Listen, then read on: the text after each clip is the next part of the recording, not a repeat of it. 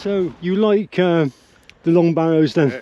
West Kennet Long Barrow, yeah, I love it. I had a very strange experience in West Kennet Long Barrow. Yeah. A few years ago. Yeah, very strange.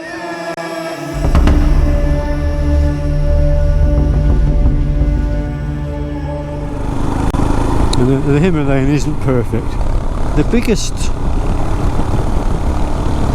fly in the ointment for me about this bike is the fact that they've used just making our way through Swindon's traffic.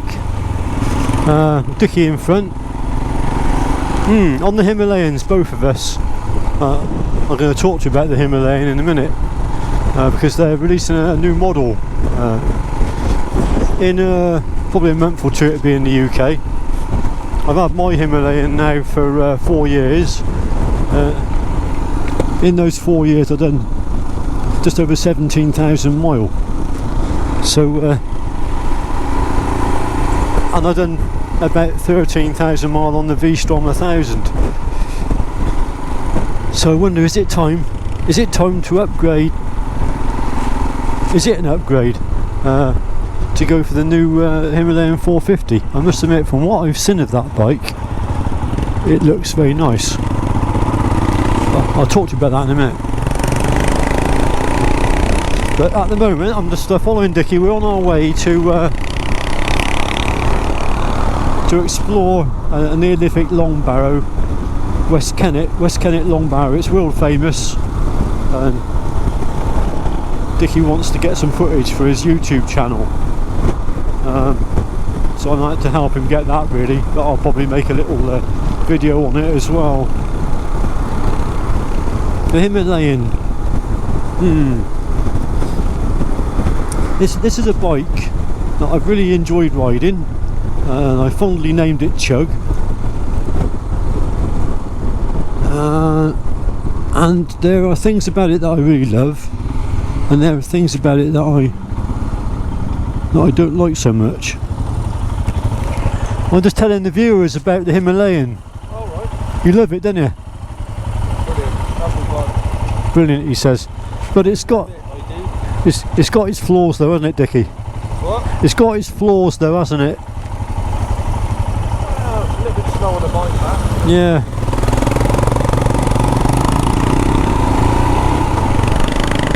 To be honest with you, I don't think there is a perfect motorcycle. And the Himalayan isn't perfect. So I love my Himalayan, to be honest with you. I mean, I've had it 4 years, 17,000 miles. I've had no mechanical problems with it whatsoever, although I have had a problem with the front brake hose, which was replaced under warranty. Basically the hose was fracturing, but the pros, I think the way you got to look at it are the pros and the cons of this bike over the new model they're going to be bringing out. And I know you've also got to bear in mind that I've not physically seen the new model, so take that into consideration. But the things I like about this bike are ease of maintenance. You can do everything yourself. A valve check is literally a 20-minute job. You've got 2 valves per cylinder.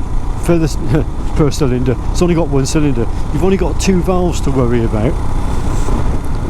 It's a simple engine. It's just a very simple, low-powered, low-stressed, hopefully, probably, long-lived engine.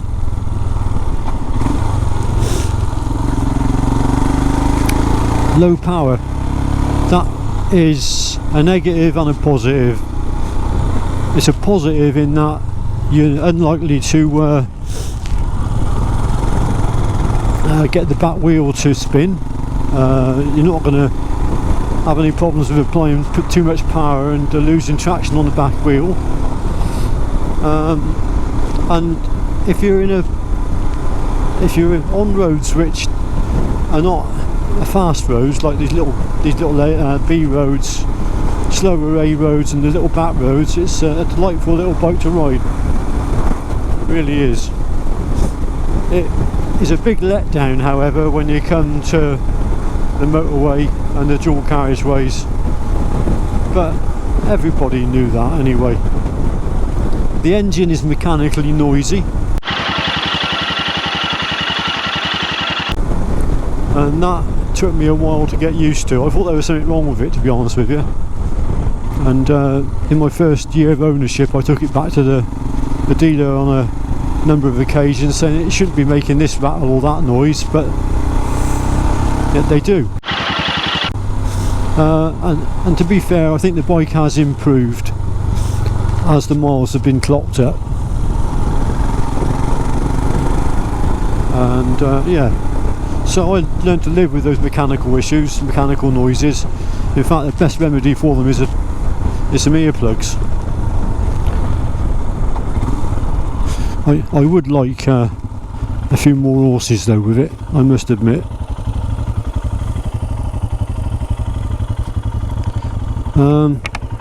The brakes, absolutely fine once they're bedded in. Everyone complains about the front brake being bad. When I first had this bike, it was really bad, the front brake, but it does appear to have improved as time's gone by, and now I don't find myself worrying about it at all. You know, it's just normal. The biggest fly in the ointment for me about this bike is the fact that they've used square frame. The frame is made from box section, it's square, not round, and I think myself that could potentially have compromised the strength of the frame. And I know some of the early models, they had issues with the frame snapping at the headstock, and I think they have since overcome that by welding on gussets. But I think, well, you've got to ask yourself, why haven't they carried the square box section frame onto the new model? And obviously they've gone to round section. It's simply because I think round is stronger.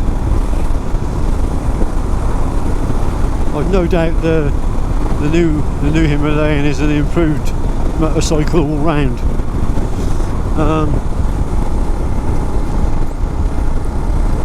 The other benefit of this motorcycle is also its fact it's air cooled, so that means that when you've got to do any maintenance you haven't got any fluids to drain down, and it's just easy to work on. But again, that's also a negative because the engine probably isn't being as cooled as effectively as a water cooled unit. The other big benefit for this motorcycle, of course, is the price. With the launch of the new Himalayan, the old models are going to be hugely discounted. Second-hand values are going to plummet, and if I did ever part exchange this bike, I'm not going to get much for it. And I've loved this bike, I've looked after it, I've serviced it myself, I've really mollycoddled it. Every 3,000 miles it's had an oil change and an oil filter. It doesn't use no oil at all between services. It's been a reliable tool, and God, if I ever got a new Himalayan, I think I would beat myself up because I've formed a bond with this lovely old tool, this lovely old Himalayan that I've named Chug. Never say never though. Anyway, we're entering a beautiful open landscape now as we make our way towards Avebury and then the West Kennet Long Barrow.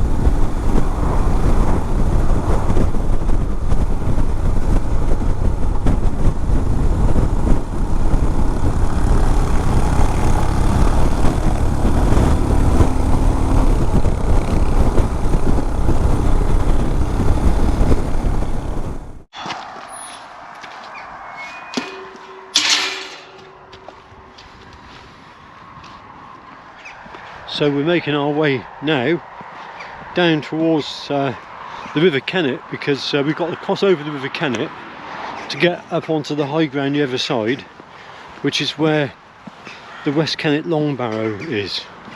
But to be honest with you, I'm not holding my breath for this, because the River Kennet, although it's in its fledgling stages here, it has flooded. We've had a lot of rain. Oh, crumbs. I think we're going to need a boat to get across, so this could be the shortest vlog ever. Anyway, take a look at the River Kennet. Not looking too hopeful. No.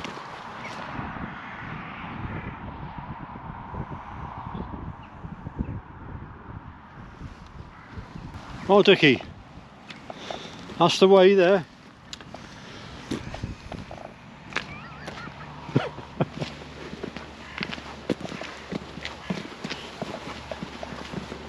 Is it doable?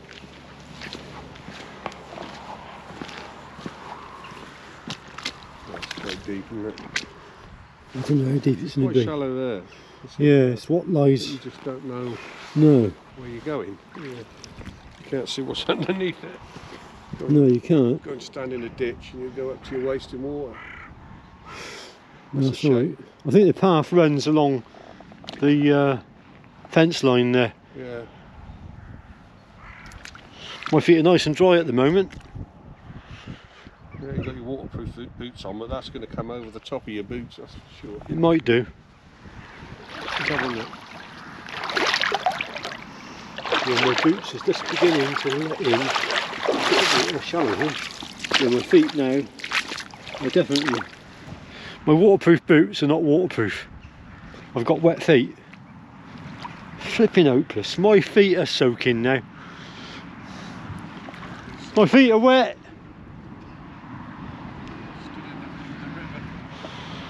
And how deep is that there? How deep is that?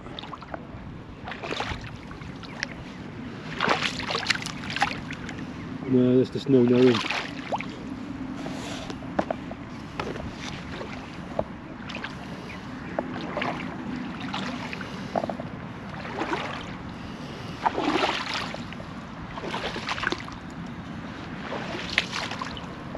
I don't know. We're doing it. Once your feet are wet, they're wet, aren't they?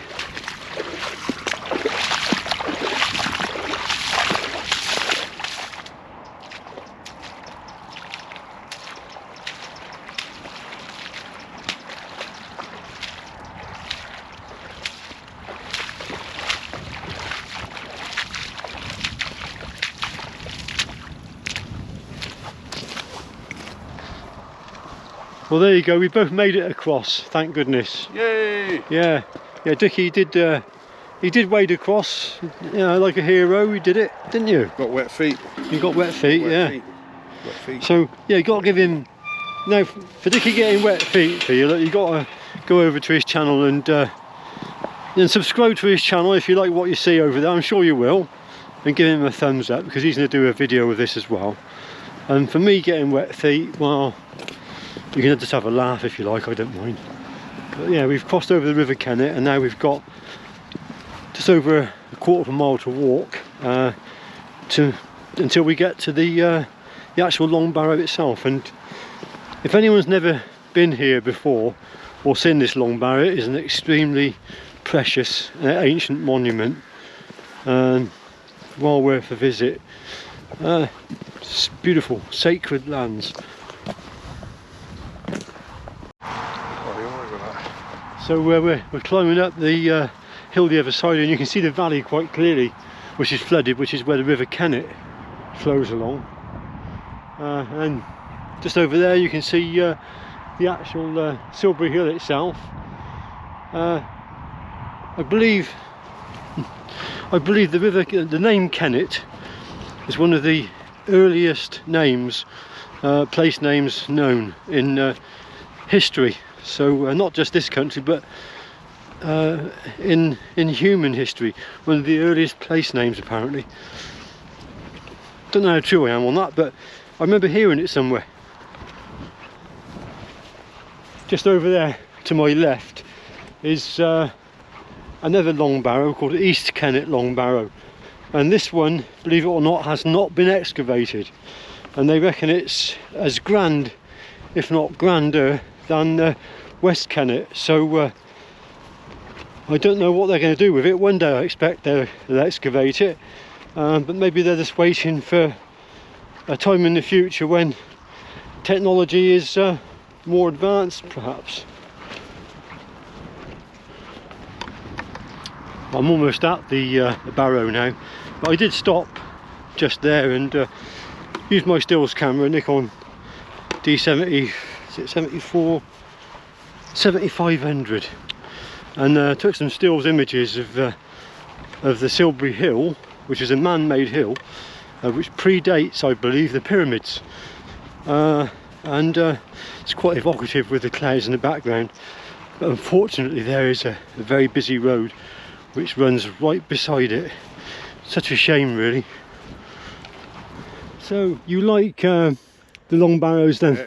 West Kennet Long Barrow, yeah, I love it. I had a very strange experience in West Kennet Long Barrow. Yeah. A few years ago. Yeah, very strange. But I will tell you that on one of my other vlogs. Oh, okay. I'll tell you all about that on one of my other vlogs. EBGBs. Ooh, it was a little bit out of this worldly experience. Yeah. But nothing like the one out at Stonehenge. Oh. That was bizarre, really weird. So you could have shamanistic tendencies. I don't know. I think I'm in tune with something or other. Yeah. It's definitely not my Royal Enfield Himalayan. No. Let's have a look at the long barrow, shall we? Yeah, let's do that. Right.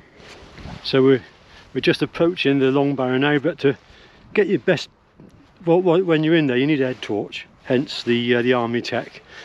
Let's have a look at it, shall we? Unfortunately, we're looking into the sun at the moment, so it's all in silhouette. We could do with a nice cloud to come across.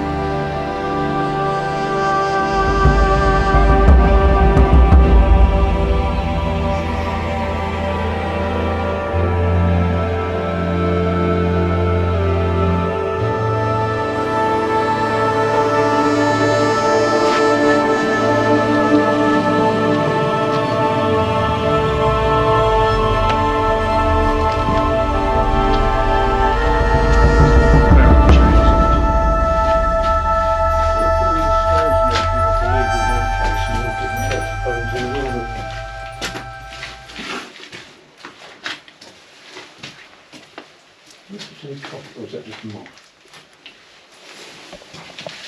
It might even have coffee because it's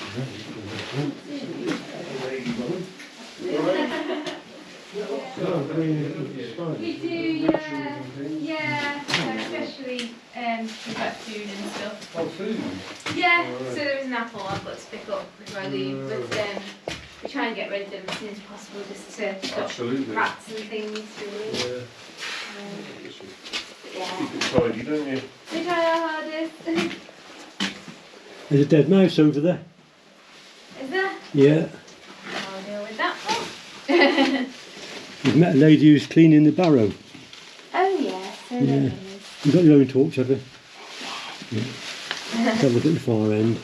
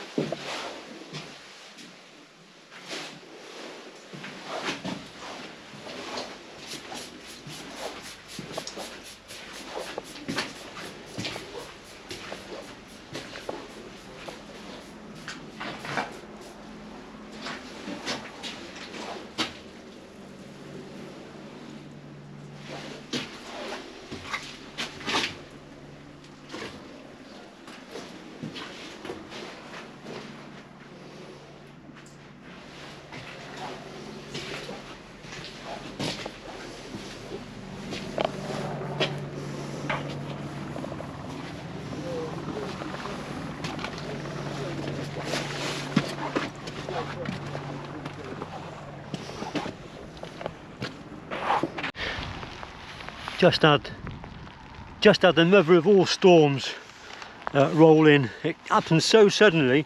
I was flying the drone, and then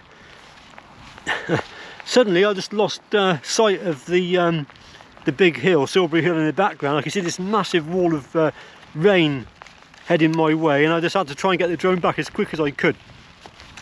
But it got wet, so I'm just drying it off now. Hopefully it'll be all right. I took the battery out, it was flying fine, so fingers crossed I'm going to be all right. But so changeable, I've never known weather change so quick. So let's make our way back to the barrow for protection from the weather. Oh, there's Dickie Mint Cycles. Hello! Yeah. Happy New Year! Oh yeah. I just think it's amazing, Dickie, that they went to all this trouble to make a place for the dead. Yeah. And yet they themselves lived in mud huts and... Well, they reckon that this probably wasn't just for the dead. They used it almost like a church. Yeah. That's one of the theories behind it. They got this area here, so I guess they could well have had ceremonies here, couldn't they? Yeah, not just ceremonies where they're burying people. It's they have all sorts of ceremonies, you know. Like, Yeah. Happy things, happy events, not necessarily sad. I heard that they used to take the bones of their deceased and they would bring them out every now and again to so that they would be present in future decisions or family celebrations. So they believed in a continuity of perhaps some sort of form of life after death, you know. There's certain tribes around the world that still do that, don't they? Yeah. It's a very special place. Yeah. And dry at the moment. Just here. Yeah, the weather. Oh, that really came down, that weather, didn't it? It did, yeah. Yeah. I've got some drone footage, so the footage that I've managed to film I'm going to share with Dickie, so he might use different parts of that footage, but he's free to use and do what he wants with it. So once you've seen my video, don't forget to go out and check Dickie's out. Anyway, I'm going to call that the end of this one, because all we've got to do now is a wet slog back to the bikes and a wet ride back home. Float back down the river. So from myself and Dickie, thanks for watching, and see you in the next one. Bye for now.